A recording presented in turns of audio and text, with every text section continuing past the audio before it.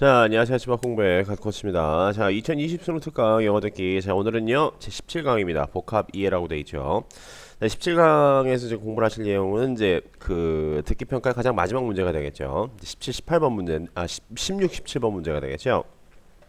자, 사실 이 복합 이해라고 하는 게 제가 생각엔 난이도가 제일 낮은 문제입니다.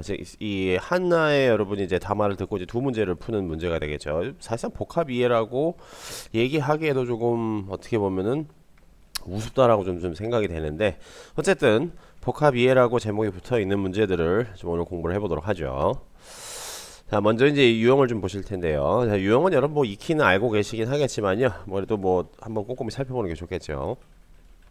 자, 첫 번째 보시니까요. 한 문항을 푸는 유형보다 2배 정도 긴 담화를 듣고 이제 2개의 문항을 푸는 유형이다라고 되어 있는데, 뭐 그렇진 않습니다. 뭐 2배 정도 긴 담화는 전 솔직히 아니라고 생각을 합니다. 그냥 뭐 조금 긴 정도가 되겠죠. 많아봤자 뭐 한 두세 문장 정도 더 들려준다고 생각을 하시면 되는데, 여러분들이 우리가 지금 이제 이 강의에서 이제 1강부터 3강에 해당하는 예를 들어서 뭐 주제 문제라든가 목적, 뭐 주장 문제, 이제 그런 형태의 이제 1인 담화 문제들이었었죠. 이제 그런 것이나 아니면 이제 거기에 해당하는 것이나 아니면 이제 언급 유무에 해당하는 또 1인 담화 문제, 이제 거기에 해당하는 정도의 이제 스크립트를 듣게 된다라고 생각을 하시면 됩니다. 그렇기 때문에 정확히 말씀을 드리면은 이제 우리가 1, 2, 3강하고 이제 10강에서 공부를 했었던 유형들이 있게 되겠죠. 그걸 다시 듣는다고 생각을 하시면 된다라 이렇게 보면 되겠죠. 그리고 정확히 1, 2, 3강과 이제 10강의 문제, 이제 1, 2, 3강이 이제 아까 말씀드렸다시피 목적, 주제, 그리고 이제 주장, 의도, 그 중에서 이제 주제와 이제 목적형의 문제가 되겠죠. 주제, 목적. 그리고 10강이 이제 언급 유무였었죠. 이 두 가지 유형을 그냥 하나에 섞어 놓은 것이다라고 보시면 돼요. 자, 그래서 첫 번째 문장은 이제 대의를 파악하는 유형이면 대의 파악이 주제 목적이 되겠죠. 담화의 목적이나 주제를 묻는 방식으로 출제되고 있다라고 되어 있죠.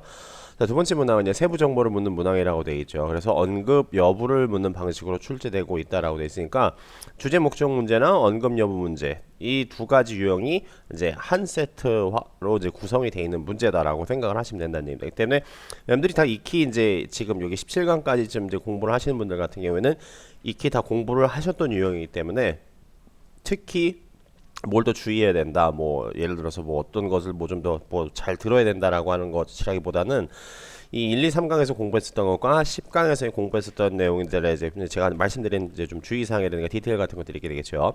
그걸 여기에 그대로 적용을 하실 수만 있으면 된다라고 보시면 되겠죠. 자, 먼저 이제 이 작년 이제 대수능 이제 16, 17번 문제인데요. 이제 첫 번째 보니까 여기 이제 주제 문제로 하나 등장을 했고, 언급된 동물이 아닌 것, 이제 언급 유무 문제가 되겠죠. 그렇죠. 자, 이 주제 문제에 대해서 다시 한번 말씀을 드리면요. 주제 문제는 목적 문제하고 차이가 없다라고 말씀드렸습니다. 아시겠죠? 시키면 이거죠. 그냥 주제라고 하면은 이 전달하고자 하는 내용이 가장 중요한 내용이지 않습니까? 그렇죠. 가장 중요한 내용. 이게 바로 주제죠. 목적도 뭐가 되겠죠? 예를 들어서 어떤 특수한 목적을 가지고 또 무슨 이제 뭐 하기 위해서 이제 글을 쓴 이제 어떤 뭐 모정의 이제 담화문이 있게 되겠죠. 그럼 당연히 이제 그 안에 있는 목적이라고 하는 것도 뭐가 되겠죠? 아니 당연히 중요한 내용이겠죠. 그럼 그 중요한 내용은 뭐다? 주제가 되겠죠. 그렇기 때문에 이 주제라고 하는 것을 묻는 유형이라든가 목적을 묻는 유형은 그냥 차이가 없다라고 보시면 돼요. 그리고 우리가 그때 이런 말씀들 드렸었죠. 이제 주제 목적 이제 그냥 제가 그냥 퉁쳐서 그냥 주제 문제라고 말씀을 드릴게요. 주제 문제는 일반적으로 뭐다 초반형 문제라고 말씀을 드렸습니다. 초반형 문제가 뭐라고 되겠죠? 우리가 이제 여러분 이제 독해에서 우리가 이제 그 SERC를 공부를 하지 않습니까? 보통 일반적으로 우리가 이제 SERC를 공부를 할 때 이제 초반 이제 뭐 일반적으로 이제 첫 문장에 대한 얘기를 하게 되겠죠. 그 첫 문장에서 이제 우리가 보통 이제 기준이라는 걸 잡아서 이제 뭐 기준을 맞춰서 이제 기준을 바탕으로 이제 글을 읽고 이제 리피티션 파악을 해서 이제 뭐냐 이제 독해를 해 나간다라고 하는 게 이제 SERC의 기본이지 않습니까? 그걸 듣기 평가로 이제 진행을 한다라고 생각을 하시면 되겠죠. 때문에 초반에 여러분들이 이제 첫 번째 담화가 빡 시작을 하자마자 이제 첫 번째 두 문장 정도를 듣고 나서 아 이건 무엇에 관련된 글이구나라고 해서 SERC의 말 그대로 이제 S 과정을 하는 것과 마찬가지로 여러분들이 생각을 하셔도 된다라고 했었고, 이게 좀 어렵다라고 생각을 하시는 분들 같은 경우에는요, 두 번째 뭐가 있었죠? 그렇죠, 반복어. 이거 생각하시면 되죠. 이게 별다른 게 아니죠, 여러분. 주제라고 하는 것은 중요한 내용이다라고 말씀드렸었죠. 그러면 그 중요한 내용을 전달을 하기 위해서 당연히 화자는 그 이제 중요한 내용을 담고 있는 표현이나 단어를 어떻게 하죠?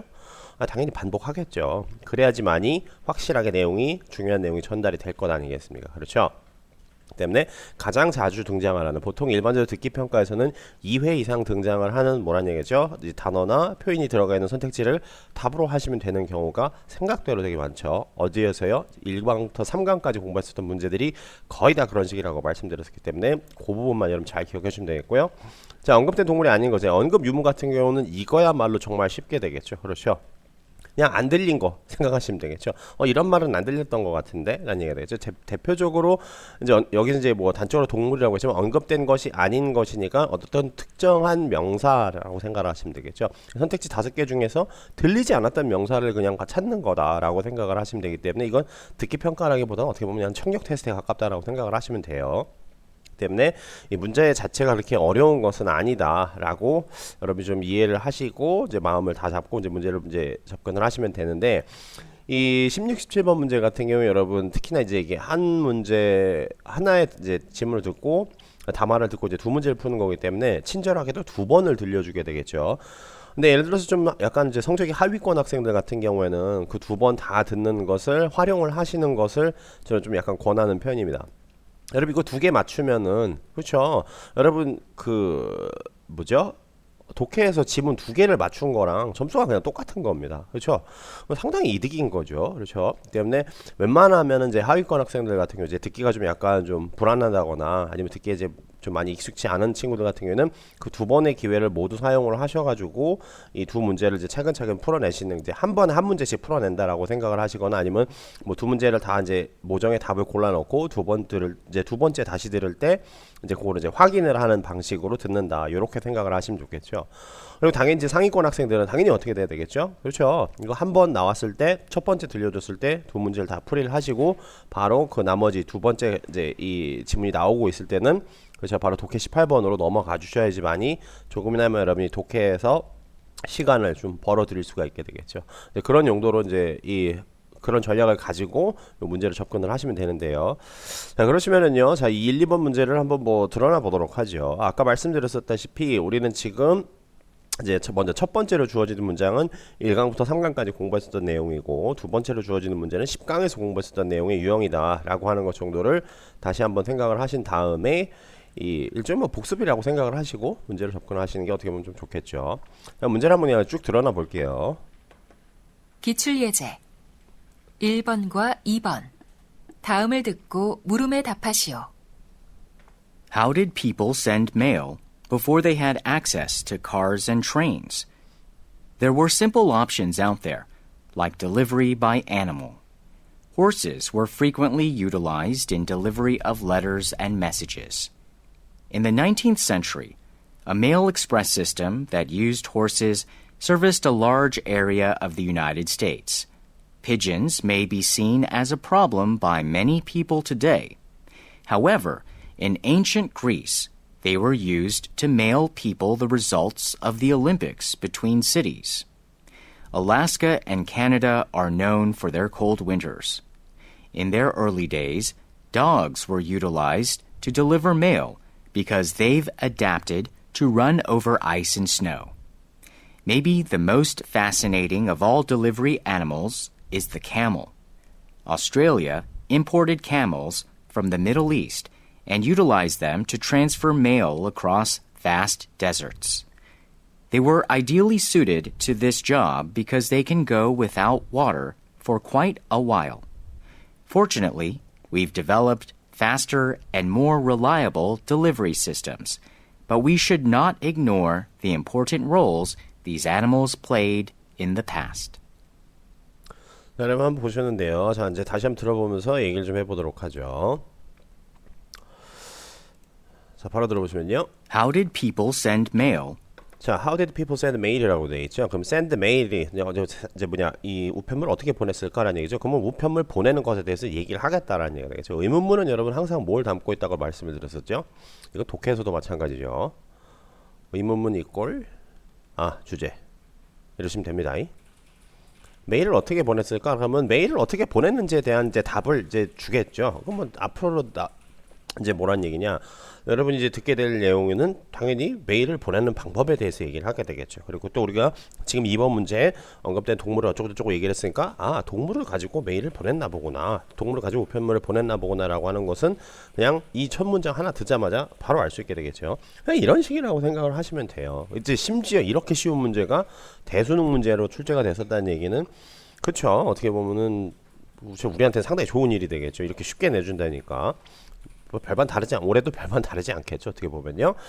자, 그러시면 어떻게 보면 이제 1번 문제가 그냥 바로 그냥 풀린 거나 마찬가지예요. 그렇죠. 근데 여러분들한테 제가 권해드리고 싶은 방법은 사실은 제가 지금 했었던 뭐 되게 좀 듣기 평가에서 독해 실력이 되게 좀 출중한 이제 좀 상위권 학생들 같은 경우에는 바로 이런 식으로 생각도 돼요. 이렇게 할 수 있는 친구들도 되게 많은 걸로 알고 있는데 저는 이제 이 두 번째로 말씀드린 이제 반복어 제일 많이 반복되는 말들 이걸 좀 여러분들은 좀 적극적으로 사용을 하시는 쪽이 더 나을 수도 있다라고 생각을 하는데 봅시다. 무슨 얘기냐? Before they had access to cars and trains, 뭐 그런가 보죠. there were simple options out there, like delivery by animal. 그렇죠. Like delivery by animal. 동물을 이용해서 뭐냐 이 배송하는 이제 그런 방법이 있었다라는 얘기가 되겠죠. 그냥 답은 그냥 나온 케이스예요. 여러분 이미 다 문제도 풀어보셨을 거고요. Horses were frequently utilized in 자, 맨 처음에 나오는 말이 Horses were frequently 이제 홀스라는 단어가 들렸죠. 그럼 얘 그냥 바로 빼주시면 되겠죠. 그렇죠. 별거 아니죠.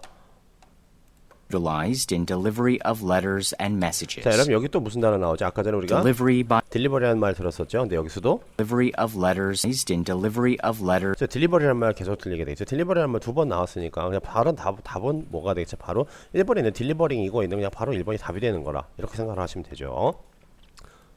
And messages. In the 19th century, 19세기에 a mail express system 또 메일이라는 단어가 또 계속 들리게 되겠죠. 메일이라는 단어 지금까지 한 3번 정도 들렸어요. 그럼 메일 들어있으니까 정답 답은 당연히 역시 1번 문제 당연히 1번이겠죠. 그렇죠? that used horses 홀스란 말 또 나오죠. 그럼 어쨌든 언급된 동물이 아닌 거 찾는 거니까 안 들리는 것만 찾으시면 되는 거죠. 얘 같은 경우에는 그냥 계속 이제 흐름 따라가면서 뭐죠? 하나씩 지워주시면 되는 거죠. 별거 아니죠. serviced a large area of the United States. Pigeons may be seen as 자, 여기 pigeons may 피준이라는 단어 들렸죠. 그럼 바로 지워주시면 되겠죠. 그렇죠? 요거는 이제 시험지에서 눈만 떼고 있지 않으면은 누구든지 다 할 수 있는 거라고 제가 10강에서도 말씀드렸습니다. may be seen as a problem by many people today. However, in ancient Greece, they were used to mail people the results of the Olympics between cities. 뭐 그런가 봐요. 이거 못 들어도 상관없어요. 왜냐 우리 지금 1번 문제 맞춘 거고 그리고 또 우리가 지금 제가 1강부터 3강에서 말씀드렸다시피 얘 같은 경우는 선택지만 잘 정리해 두시면은 충분히 정리된 선택지만 가지고도 얼마든지 이 어떤 단어들이 반복되고 있는지 이것만 잘 보셔도 여러분 충분히 풀 수 있다라고 했었었죠. 때문에 이런 세세한 디테일 따위에 전혀 여러분 신경 쓰실 필요가 없다는 얘기입니다. 아시겠죠? 여러분 이거 지금 받아쓰기 연습을 하는 게 아니라 듣고 문제를 맞추기 위한 것이지 이런 문제와 관련되지 않은 디테일을 넘기실 수도 있어야 된다는 얘기죠. Alaska and Canada are known for their cold winters. 그런가 봐요. In their early days, dogs were used 자 보시죠. 바로 이제 개가 바로 나왔게 되겠죠. 그럼 순서대로 항상 등장을 하니까 답은 그냥 3번이다라고 하는 것이 바로 나오게 되겠죠. 자 언급 유무에 관련된 문제는 지금 10강에서도 말씀드렸다시피 이 선택지 순서대로 뭐죠? 담화가 흘러간다라고 말씀드렸어요. 그렇기 때문에 하나 딱 건너뛰는 순간에 뭐다? 아 바로 그 정답이다라고 아시면 되겠죠. vast deserts. 자 그럼 이게 실제 여러분이 이제 16, 17번 지금 이게 이제 그 실제 시험에서 예를 들어서 이렇게 나왔다 치면은 뭐가 되겠죠? 바로 여기서 문제 답 다 체크하시고 나머지 거 다 무시하시고 그 시간에 바로 뭐 하셔야 되겠죠? 그렇죠? 독해 18번으로 넘어가실 수 있어야 된다는 얘기입니다. 아시겠죠? 근데 눈이 강조드리지만 뭐 상위권 학생들은 얼마인지 그렇게 하셔도 되겠지만 하위권 학생들 같은 경우에는 이제 아직 그런 식으로 그만큼은 어떻게 보면은 이제 뭐 이 듣기 평가가 익숙하지 않은 경우에는 여러분 최대한 시간을 사용을 하시라고 말씀드렸습니다. 이 두 문제를 맞추는 것이 독해 지문 2개를 맞춘 것과 점수가 같다라고 말씀드렸었으니까 그거 정확히 여러분 잘 활용을 하셔야 된다는 얘기입니다. 아시겠죠? They were ideally suited to this job because they can go without water for, 무슨 얘기 나오죠? and utilize them to transfer mail. Australia may be the most fascinating of all delivery animals is the camel. 그렇죠. 여기 또 이제 잠깐만 개 다음에 In their 앞으로 early 나가야겠죠? days, dogs were utilized to deliver mail because they've adapted to run over ice and snow.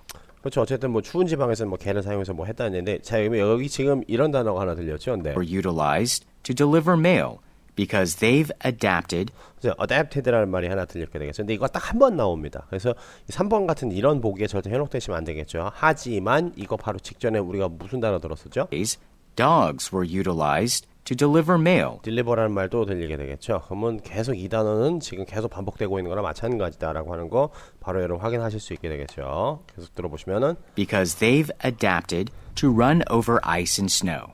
그런가 봐요. Maybe the most fascinating of all delivery animals 또 delivery라는 말 또 들리죠. is the camel. 자, camel 하나 먼저 마지막으로 나오게 되겠죠. 그럼 이거 확실히 확인해 주시고 문제를 마감을 하신다라고 보시면 되겠죠. 좀 뭐 그냥 끝까지 다 들어볼게요. Australia imported camels 또 camel이라는 말 또 나오죠. from the Middle East and utilized them to transfer mail across The transfer mail, transfer라는 말이나 뭐 deliver라는 말이랑 똑같은 말이죠.